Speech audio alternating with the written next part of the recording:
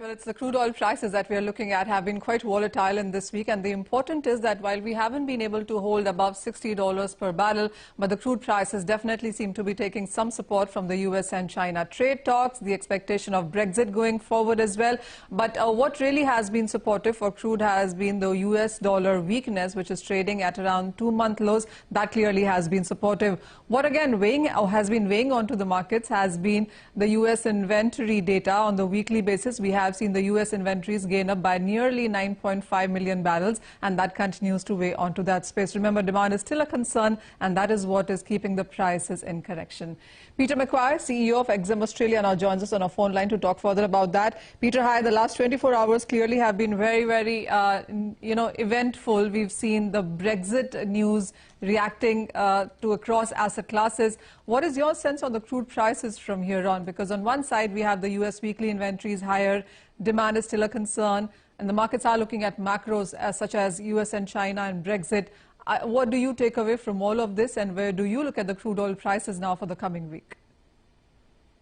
Well, good afternoon, Manisha. I think, and another thing to throw into that, of course, is the weakness of the US dollar index over the last 3 weeks, or 2.5 weeks, down from that 99.4 to 97.6. So there's another part of the whole equation: softness in US dollar, and in turn all of those other major factors. Also, the Syria situation with Turkey. So there just seems to be a general global theme at the moment, coupled with Brexit. A little bit of a push-up, softness for that US dollar, and overall growth targets being revised to the downside. So I think you're going to see crude stay in this sort of price range, probably, softer from here in the short run, I'd say. So what's the range that you're looking at? Because we really seem to be trading within that 57, 61, 62, if you say, kind of a range. Is this what you're expecting for the near term to continue? Well, I think so. For Brent, I wouldn't be even surprised to take it down $1 on either side of that.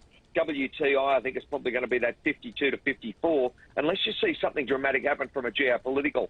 That's always the unknown. So where it sits at the moment, unless you see something dramatic to take it higher, I feel as though there's only softness ahead. Leading up to Christmas, we're only 2 months out, and it could be generally a little, not suggesting a sell-off from here, but I think a price consolidation. I don't see those large whipsawing of markets unless you've got a key driver out there to really, change the dynamics of the market, Manisha.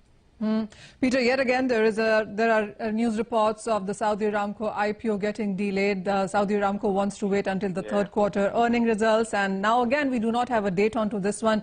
What is your sense on this? Because that perhaps is the biggest developing news coming in for the crude markets.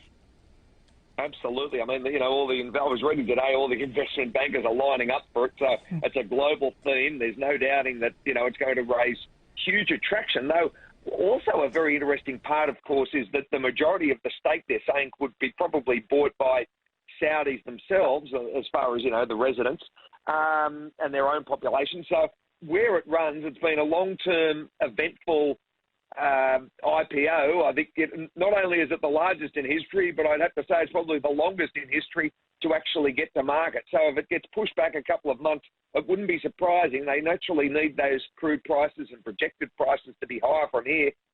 Will that happen? It's unknown. And that again, how much what's the valuation? What's the general, price range? And will it hit the market before Easter next year? They're the unknown. So I think the market is a little bit stunned by it at the moment, but it's not unusual in, the times of IPOs.